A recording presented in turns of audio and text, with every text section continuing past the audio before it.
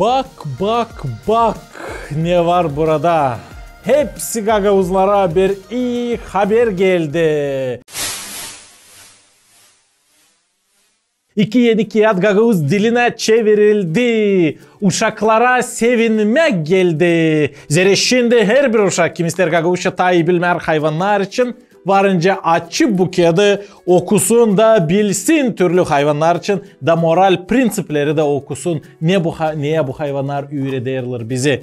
5 minuta tutar bu kağıdın bir sayfasını okumak. İkinci sayfada da resim hem sorular. Bibliyadan da şiir var burada. Tay bilesin ne ister Allah bizden.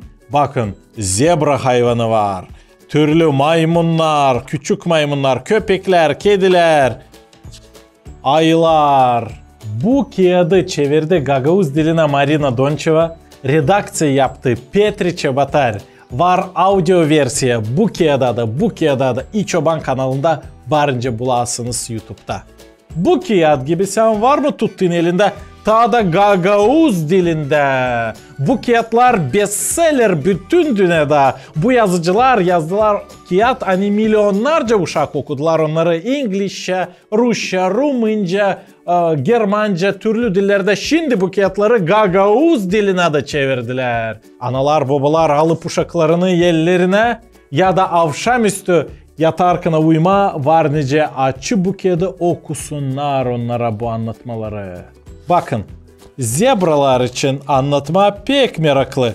Zira o anladır niçin zebraların derileri kara beyaz çizgilerle renkli.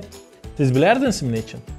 Zira açan onlar kaçarlar beraber, o zaman aslan isteyerek onları yeme, onun kafası karışır da o bilmir hangi zebrayı tutsun İlkim zira kara beyaz çizgiler hepsi karıştırırlar zebraları bile bir tepeye.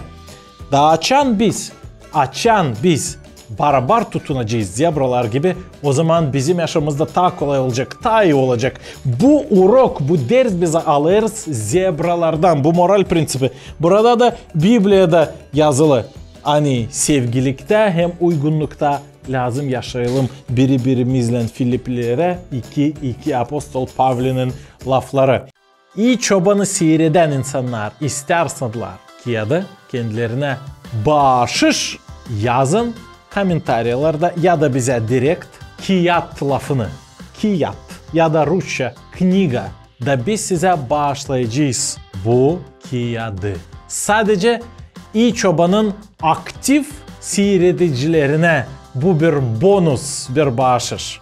Дорогие зрители канала iChoban, добрый пастух, для вас есть хорошая новость. Те, кто смотрит наш канал регулярно, и те, кто напишут в комментариях, либо в директ там слово «книга», мы с вами свяжемся и подарим вам книгу на гагаузском языке для детей, которую мы только что презентовали. Bu kağıdın adı büyük kağıt, küçük anlatmalarla Allah'ın yaratması için